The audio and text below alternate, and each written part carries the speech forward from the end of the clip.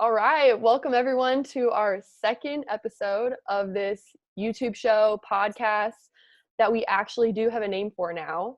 Thank you to two of our parents. I want to give them a shout out. We have Jane Simmel from 14 Platinum and Lee Seabrook from 13 Blue. Both suggested this name separately, so great minds think alike. And that name is Club One Voice. So welcome to episode 2 of Club One Voice. And I'm super excited. Today, we're shifting gears a little bit, and we're going to talk more about position-specific topics. And we have 3 coaches here with us who have all played the DS Libero position and played it really, really well. So we're going to get to pick their brains. And before I get going with asking them some questions about their playing experience and about how to play this position really well, I just want to give you guys some background on who they are. So we have Coach Bree and Jacob are in the 2 corners opposite each other. I'm going to introduce them first because they both were coaching 16 gold together this year. So they had some great defensive coaching. So Coach Bree comes from a volleyball family, and so she started playing when she was 7 years old. That's amazing. And she's a Club One alumni. Actually joined us the very first year we started, back when it was called Barca. That's a story for another time. And she started coaching with us the next year, which that was back in 2011. So she's been with us for a long time, and is also a super proficient beach player. So she coaches with One Beach as well. And fun fact, we both played at Corona del Sol. Great program. And then we have Coach Jacob, who played at Basha as Libero and earned all region honors, then went on to play in college at Golden West in Huntington Beach. And they won a junior college championship, pretty legit. He's been coaching with Club One since 2013. And fun fact, his older sister, Ashley, also was a Libero, also earned all-state honors and went on to compete at ASU. So we have volleyball kind of running in the family for you guys. That's pretty fun.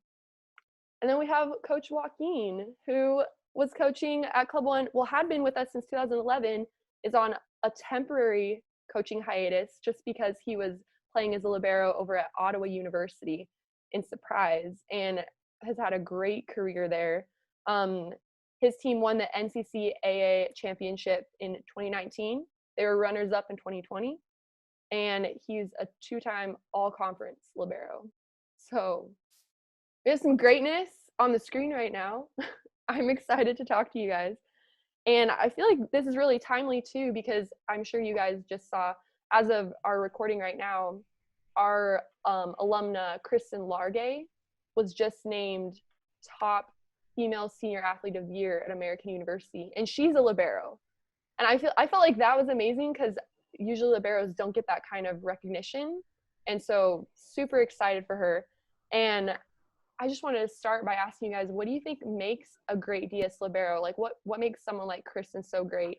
And what maybe don't people appreciate enough about this position? I'll go ahead and take that one, since I had the pleasure of coaching Kristen for 2 years with Coach Kelty at 18 Platinum a few years back. Well, I guess 5-6 years ago now. Someone like Kristen, and I think we can all kind of relate to this, is you just have this tenacity to go get the ball. They don't let anything get in their way. You kind of get more of a rush of digging someone and taking away someone's hard kill over than getting a hard kill yourself, as to opposed like outside middles, things like that, or getting a big block, things like that. We don't get to do any of that. So all of our positive feedback comes from making a really good defensive play and taking away somebody else's kill. Interesting. So it's not like you're necessarily getting all the glory for winning a point, but you're taking away someone else's opportunity to win a point. For sure, and giving your team or your side another opportunity to get a point on your side of the net. Well said. Getting to watch someone like Kristen, Kristen was just a different animal. It was fun to get to watch. It was like Walk said 5-6 years ago, right? And so that was like beginning of my coaching at Club One. And so Kristen was just you could tell she had a different attitude toward defense than anybody else on the court. It didn't matter what side it was on. And so I think that's kind of what Walk was saying. Like if you have this different tenacity about you. You have this different mindset about you for defense. You definitely are going to thrive in that position. You have to have that, or else it's hard to actually thrive in that position. You have to think that every ball is yours and that you deserve to take every ball because you're the lib. And that's a mindset that we try to build a lot. And it's not easy. It's hard to get into that mindset. But Kristen was one of those players that definitely just had that and didn't want anybody else to touch the ball. She's gonna go get it. Didn't matter where it was. Yeah, she just made that decision for herself. And I would say too, like just to go off of what Jacob said, every lib, at least that I've coached at Club One and DS's, including Bree, just all made. We've had the unique experience of having every kid in those roles be selfless, because being a lib, being a defensive specialist, you have to be selfless because you're not scoring points, you're not getting the glory, you're not doing all those things. You have to be able to do your job for the betterment of your team and make sure that you're always on the right foot for the betterment of the other people around you, not so much for yourself. It's interesting because it's not necessarily a volleyball skill that you can get reps on, but that selflessness, that quality of putting others before yourself made her really successful and has made others really successful in that position. Did you want to add anything, Bree? Yeah, I thought it was cool that that she got recognized for this, because generally the libero position is kind of a thankless job, kind of what Joaquin was saying, you've got to be selfless, and if you're doing your job well, hopefully people won't notice it, right? If it's when you're doing your job bad that people notice, like if you're shanking passes, then they're like, oh my gosh, that lib is so bad. But if you're passing nails, people are just like, oh yeah, she's there, she's just doing her job, unless you're making like some sick digs, which Kristen definitely did. But like if you're doing your job well, it's generally pretty thankless, and people aren't saying like, oh, thanks for the perfect passes every single time, right? They're just like, hey, if you don't pass well, they're gonna be like on your butt saying you gotta be better. So it's definitely something that people don't necessarily think about with the bro position. I agree 100%. That's really insightful. So not a position for everyone. You're not always going to be in the spotlight, but you are a huge contributor or detractor from the success of your team. So shifting a little bit to you guys, your experience playing libero in high school and college, or I know Coach Bree, you're playing in the adult league still. What has helped you guys to become great liberos based on your own assessment of what makes a really good defensive player? For me, it was just that mindset change of kind of like that tenacity that they're talking about. Is you just got to go. If you don't go, you never know. And who knows, you might get some sweet up, or you might not touch it at all. But you never know if you just think like, oh, there's no way I can touch that. And that is such a big difference between like decent liberos to like fantastic liberos. They just go all the time. And even if they barely get a touch on it, it'll get in the other team's head like, oh my gosh, she's touching everything. It's pissing me off. I'm sorry if I'm not allowed to say that. But you just gotta go all the time. I was actually not a lib until I got to college, but when I was playing at Bash, I was playing as an outside, and kind of what Bree said, like you have to, it's just that mindset switch. And I actually I don't even think I had that mindset until I got to college, but because my team wasn't so good, I had to really step up, and I was kind of forced into that in high school, where if I didn't go, something's not going to happen, right? You have to make that play. And so, yeah, I think like kind of just to go off what Bree said, I think a lot of this is going to be about your mindset. And the thing that helped me get that was really, honestly, was coaching, and then getting to play after I coached a little bit. So you're saying being a coach kind of helped you see what things you needed to work on? Same. Oh yeah. Same. I think after I started coaching, and now that I've been coaching for a long time, if you were to like throw me on the court, I would be the best I've ever been, just because I know how to play the position, or like play the game a little bit cleaner.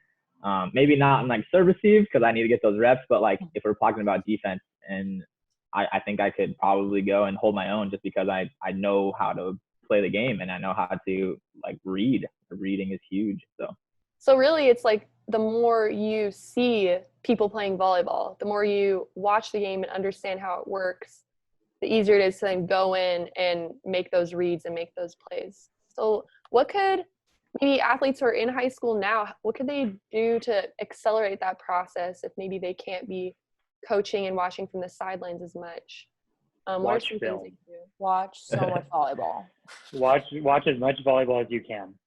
It's literally, I mean, kind of a little segue into what I was thinking about my playing career is exactly that, is watching my opponents on film and watching games of people that I'd never even seen in real life before, and picking up tendencies and watching what they do with their shoulders in certain situations, watching what they're doing with their feet in certain situations, just watching as much film as possible so you can kind of pick up your opponent's tendencies and kind of start keeping a little bit of a library on what people on the other side of the net do. That's great news because they can be working on that right now. Right now, now's a great time. Yeah, seriously. Now is a great time. Nothing else to do. Yeah. That's what, I mean, kind of going back to that too is, I mean, kind of what Jacob and Bree were saying, when, at least for me, when I felt successful at the end of a match, like I didn't necessarily care about how many digs I had at the end of a match. What was always fun was going through a line at the end of the game, win or lose, and having people on the other team say, I had to hit away from you because you were touching every single ball. Mm-hmm. I may have not gone a dig every time, but they weren't getting clean kills. And knowing that was in their head at the end of a match just gave me like that, like, oh, I did my job. No matter what the result was on my team, right? Obviously, everybody wants a W, but you know, sometimes you walk away with a loss. But if I walked out of a match and the other team's coach or their best hitter came up to me and was like, hey, it was really tough getting a kill on you because you were touching every single ball, kind of just goes back and reinforces what Bree and Jacob are saying. To touch on what Joaquin was saying before about watching film in a more practical way from juniors, like I know I try to find film on the teams that we play, and 16 Gold doesn't really play a lot of teams that have film online that we can watch before. But like, go watch the team that you're about to play, see what they do, who's their go-to hitter, what do they like to do a lot. Do they tip to the donut? Do they throw? Or what are their tendencies? And you can learn a lot just from watching like 10 minutes of a match. And you can learn a lot just from that. And that's something that you can at a travel tournament, at a region tournament, whatever the case may be.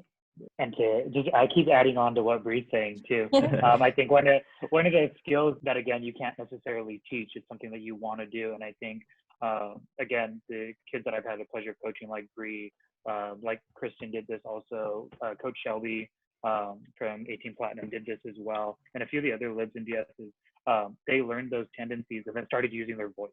And that's what's really going to take you to the next level if you're looking to be an amazing lib, an amazing DS, whatever, an amazing role player. You can add more than just volleyball skills, add with your voice and saying things, talking about tendencies, talking about who's, you know, if you know where the ball is going to go in a situation, call it out. It's okay to do. It's one of those skills that kids need to start developing at a younger age. So step one, learning to see the game, recognize tendencies. Step two, saying what you see out loud. Really valuable to put those two things together. And I just had this question come to mind. Would you recommend, which is better, I guess, or more productive, to watch film of a libero and how she plays, or to watch, focus more on how the game is unfolding and how players are playing? Both. It depends. Yeah. It depends on what you're watching for, right? So if you are like a lib and you're about to play against the team, right, then you can watch, I think, like watching the other team and figuring out what their tendencies are, that's huge. But like, if I'm sitting at home right now, which everybody is, hopefully, if we're sitting at home right now, right, and I want to get better at my craft, right, watching the lib and watching what the lib is doing would, I think, be more productive. I could go watch the best lib in the world right now and get some tips off of the best lib in the world, but I'm never gonna play against those same players that they're playing against, right? And so like watching the other team and how that's gonna work isn't necessarily gonna make me better, but watching what the lib's doing and watching what the lib's reading and seeing which way the hitter is facing. So I guess you can watch the hitters, and there is a lot you can gain, but it really depends on what you want to get better at. So yeah, like Bree and Walk both said, like it just depends on the situation. Yeah, the only thing I would add to that would be it's like what I do when I'm watching film, because I've again nothing to do right now. Everybody's just kind of chilling at home. I've been watching a ridiculous amount of volleyball, women's, men's, everything, and I think one of the most best features of YouTube and all that is that rewind button. So sometimes it happens and you miss it, right? Because you zone out, you do whatever. Go rewind and then watch your specific position. So like as a lib, if I see a lib get a great dig, I go back and watch that specific moment, right? And I watch it about 4 or 5 times so that I can see what they're doing, how their arms are placed, what their feet are doing, what kind of steps they took prior to that play. And if you can slow motion it even and kind of just see those little things, obviously that's a big breakdown, but it's something that you can do while you're watching film as well. And do you guys have maybe for any athletes who this may be their first time trying to find that quality film to watch, do you guys have any recommendations of searches to start with or certain teams to watch just to start that for them? Stanford obviously is, Yeah. Not many people are better than Miss Hentz. There's that kid's ridiculous. BYU, Mary Lake obviously is a very good libero. She's on the national roster as well. Gosh, who else? Kenzie Knuckles on Nebraska is one of my favorites to watch right now. She's pretty solid.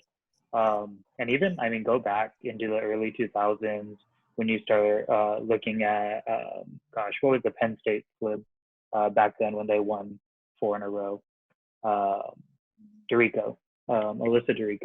She was a great lib too. There's tons of lib stuff to watch. Just tons of matches, and you find matches against great hitters that these libs have to go against and kind of watch what they do and see. The hometown kid also, Amanda Benson. She's a fun one to go watch. And I know that there's like really good film on her too. So if you're wondering, everybody else that you said, I would agree. Yeah, Brooke too. If you want to keep it that homegrown, Brooke Nuneviller at Oregon. She's doing great things in the lib spot over there as well. Another Corona del Sol prospect. Yeah. Okay, let's make it a little more personal for you guys.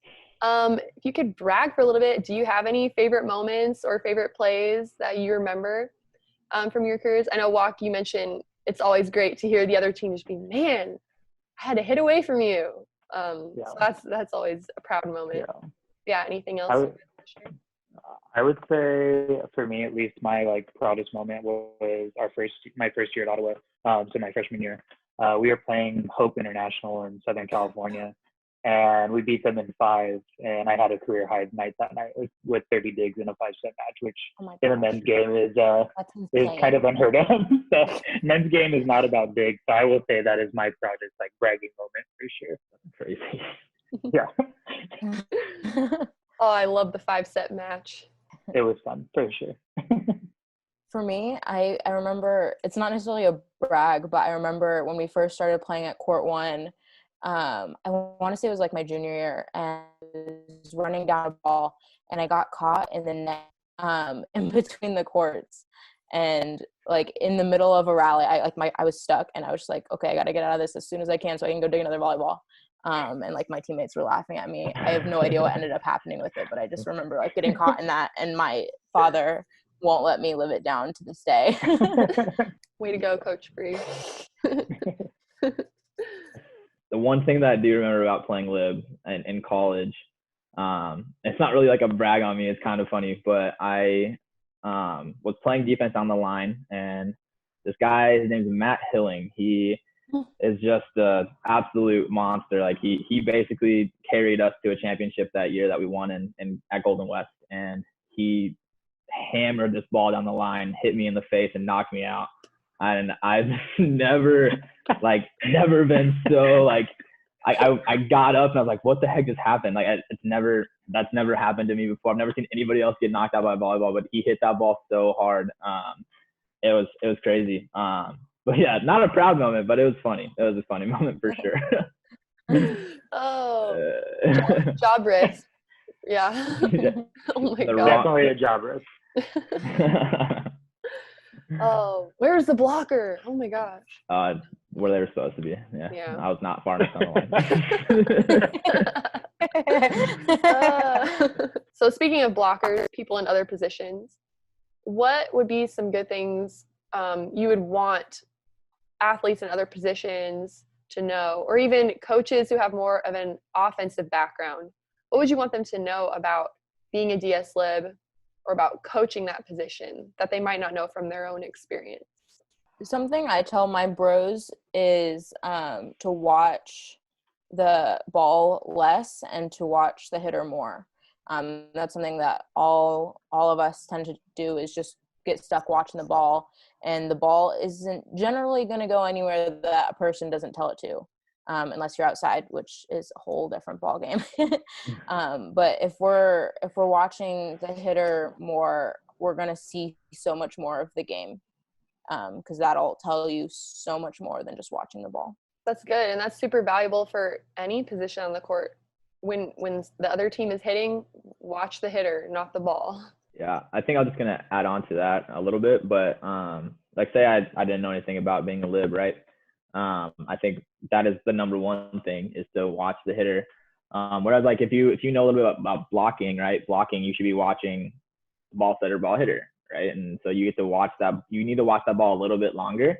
But as a defender or a defender in the back row, you get the opportunity to kind of just watch that hitter. As soon as that ball's out of the setter's hands, you know exactly where to look. And so you, as a defender, need to look at that hitter as soon as possible, because the defender tells you everything. Or sorry, the hitter tells you everything. Sorry. The hitter will tell you exactly where the ball's going, right? If the ball's tight, the hitter will approach it a little bit different. If the ball's off, the hitter will approach it a little different, and you can make your move based on what the hitter's doing. So yeah, just to play off what Bree said a little bit more.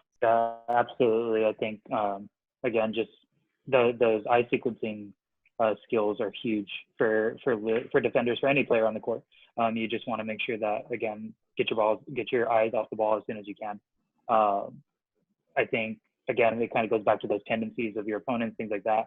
Kind of what Jacob's talking about, as far as like balls that are tight, balls that are past the pin, balls that are inside, so on and so forth. From a coach's perspective, I think one of the most important things is make sure, so as a head coach, I think it is important to make sure that your staff, that you have someone on your staff that can make your liberos, DSs feel appreciated, right? They don't necessarily be somebody that is defensive minded or the cheerleader, things like that. I hate using the word cheerleader, but the positive person. I think Bree could kind of testify to that. I mean, all three of you have kind of seen me coach, especially with Coach Kelty. My job was defense, and was paying attention to the lids and paying attention to service use, stuff like that, and just making sure that those kids felt just as valued as the point scorers. Because at the end of the day, if you can't serve receive, or if you can't defend, or you can't do anything like that, your team's not going to be successful. So make sure that those people are feeling just as big of a part as those point scorers. You're going to have a really solid back row. You ever seen Joaquin play or coach? It's the same thing. It doesn't matter what happens. He gets so psyched stoked every single time something happens, right? He is so excited for his players or for his team. It's fun to watch. It's fun to watch coach and play. I love that about watching liberos. So often you just see them lose their mind, and it's not for themselves. It's for their teammates who put that ball away, took care of the pass that they gave them. That selflessness that Coach Joaquin, you were talking about earlier, is definitely on display. I think that is one of my goals in this quarantine, is to actually make a highlight reel of just me celebrating on the court. It's really funny. We'll share that with everybody once it happens, because I get a little ridiculous sometimes, as you like to mention it, Jacob. But I think it's just one of those things of being selfless, and Cassie, you're right. Like some of the most fun moments on the court for me was like, I got an easy, we got a free ball, and a kid, and one of my teammates, I say kid because all the kids that I played with are kids compared to me. But watching those guys bounce the ball or get a huge block, those things were pumped me up, and it made me want to go do more for them to make their jobs a little bit easier. So yeah, it's definitely more fun to be back there. And you don't have to jump as much. Bonus, save the knees. Well, please share that video with us when you finish it. We would like to see that. Oh. That one might have to stay in the coaches only. Oh, sorry, world. Yeah, you have to be a Club 1 coach for that. Very important question. That's why I've saved it for last. How do you actually pronounce this word? Is it libero? Libero? Is it something else? What do you guys think? Libero. I'd say libero. I say libero also. I don't know if that's how you actually say it though, but I that's how we all say it. Every other commentator says something different. So at the end of the day, let's just say lib. Keep it with the lib. Lib is the best. Or in Bree's case, bro. I don't know if bro's ever gonna happen, Bree. Just say the person wearing the wrong jersey. Yeah. Forgot the jersey. The guy who forgot his She kicks jersey. out like a sore thumb. Yeah. Okay, so our consensus is we'll just call them libs. Libs.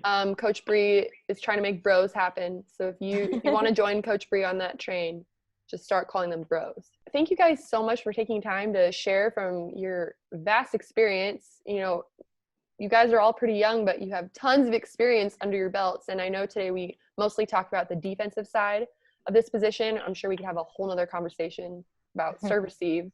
But for today, this was really good. So before we go, is there anything else you guys want to say to our athletes or to your 16 gold team while they're home during this time? Yeah, we miss them a lot. It was nice at first to kind of get a break from this like whole just from life to take a little break, but we miss them.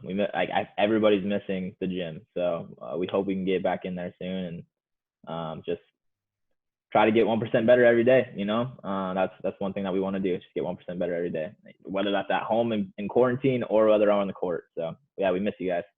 I second that. And watch more volleyball.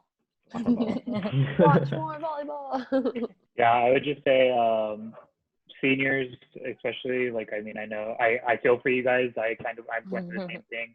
My season got cut short also, so it's hard. But the lucky thing is most of you are going to play volleyball at the next level, and the more fun volleyball is on the way. So just try to stay positive and kind of look at the light at the end of it, or not the light. Light at the end of the tunnel. That's not right. Look at the positive coming. Look at the positive coming, not the light at the end of the tunnel. The positive coming. Stay home. Everybody just keep being safe. Yeah. Thank you guys. Well, I feel more positive already just talking to you guys. So, well, hope everyone enjoys this great conversation with 3 great coaches and players. And again, this is our second episode of Club 1 Voice. So glad we have a name now. So you guys all take care. And bye, guys. We'll hope to see you again soon. Bye. Bye. Thank you. Bye.